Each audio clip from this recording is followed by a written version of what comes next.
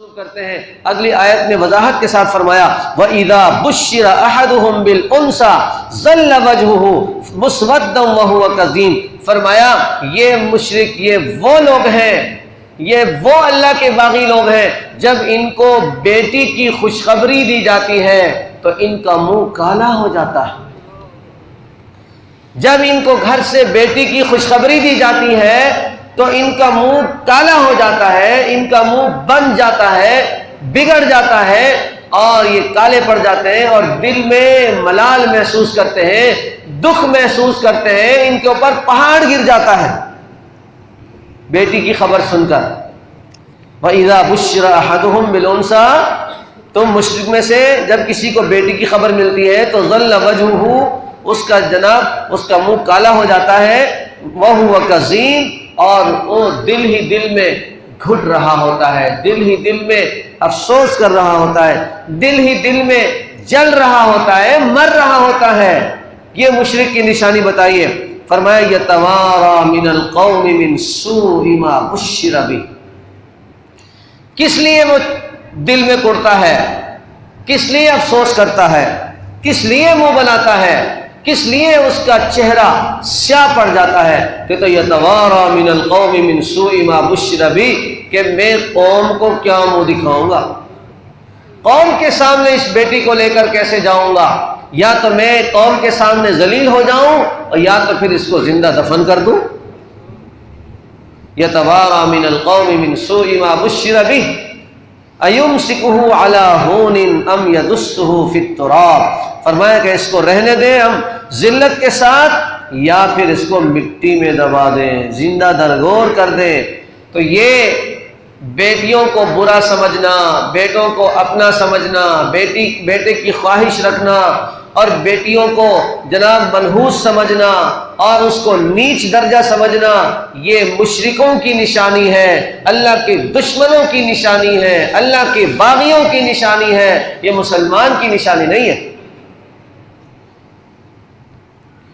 آپ نے دیکھا کہ گزشتہ دنوں پنجاب میں کیا ہوا کہ ایک معصوم بچی کے سینے کو گولیوں سے چھلنی کر دیا گیا ہے اور اس نے پوری دنیا کی ماؤں کو لرزا دیا، تڑپا دیا اور اپنے آپ کو جہنم میں جانے کے لیے تیار کر دیا۔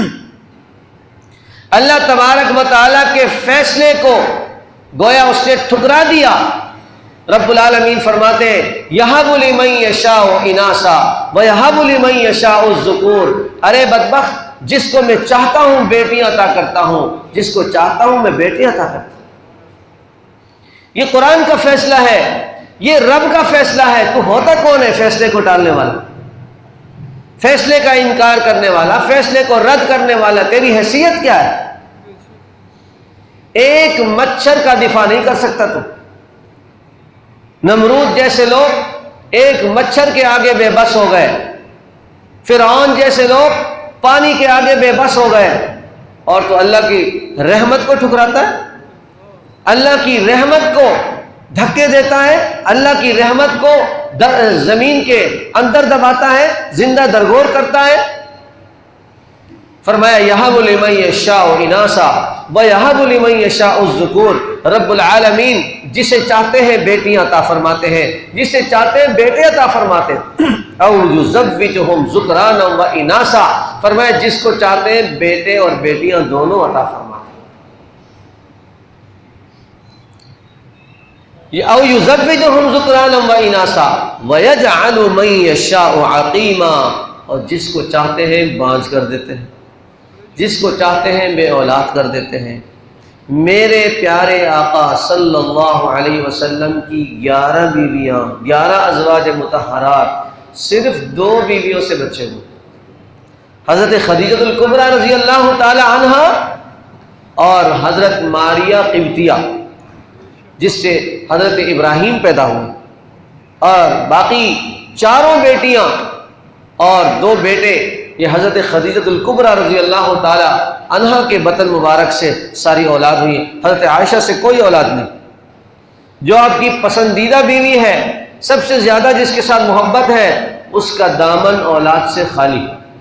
وَيَجْعَلُ مَن يَشَاءُ عَقِيمًا، جس کو چاہتا ہوں اولاد سے خالی کر دیتا ہوں۔ تمہاری مرضی چلے گی، تمہاری خواہش چلے گی، تمہاری تمنا کام کرے گی، یا اللہ تبارک و تعالیٰ اپنی قدرت دکھائیں گے۔ يَتَوَارَى مِنَ الْقَوْمِ مِنْ سُوءِ مَا بُشِّرَ بِهِ أَيُمْسِكُهُ عَلَى هُونٍ أَمْ يَدُسُّهُ فِي التُّرَابِ، فرمایا أَلَا سَاءَ مَا يَحْكُمُونَ، یہ فیصلہ کہ لوگوں کے سامنے شرمندہ ہونا، بیٹی کو زندہ درگور کرنا، معصوم بچی کے سینے کو گولیوں سے چھلنی کرنا، رب العالمین قرآن میں فرما چکے الا ساء ما یحکمون، بہت برا فیصلہ ہے۔ بیٹی سے نفرت کرنے والے اللہ کے قہر کے لیے تیار ہو جا، اللہ تبارک و تعالیٰ کے عذاب کے لیے تیار ہو جا۔ رب العالمین قرآن پاک میں فرماتے ہیں الا ساء ما یحکمون، جو بیٹیوں کو برا سمجھتے ہیں، بیٹیوں کو زندہ درگور کرتے ہیں، یا بیٹیوں کے سینوں کو گولیوں سے چھلنی کرتے ہیں، اللہ نے فرما دیا الا ساء ما یحکمون، یہ بہت برا فیصلہ ہے۔ جو اللہ کی قدرت میں برے فیصلے کرتا ہے وہ اللہ کے عذاب سے بچ نہیں سکے۔ رب العالمین نے مشرکوں کی اور اللہ کے دشمنوں کی عادتوں سے آگاہ فرمایا کہ یہ رب العالمین کے ساتھ بغاوت ہے، رب العالمین کے ساتھ ناشکری ہے۔ بیٹیوں کو برا سمجھنا، نیچ سمجھنا، منحوس سمجھنا، یہ سب اللہ کے دشمنوں کی اور مشرکوں کی نشانی ہے۔ مسلمان تو یہ ہے کہ جو رسول اللہ صلی اللہ علیہ وسلم کی شریعت پر مر مٹتا ہے۔ میرے پیارے آقا صلی اللہ علیہ وسلم کو اللہ نے 4 بیٹیوں سے نوازا، 3 بیٹے عطا فرمائے، قاسم، طیب طاہر اور ابراہیم، اور تینوں بیٹے واپس لے لیے، اور 4 بیٹیاں عطا فرمائی، چاروں کی شادیاں ہوئی،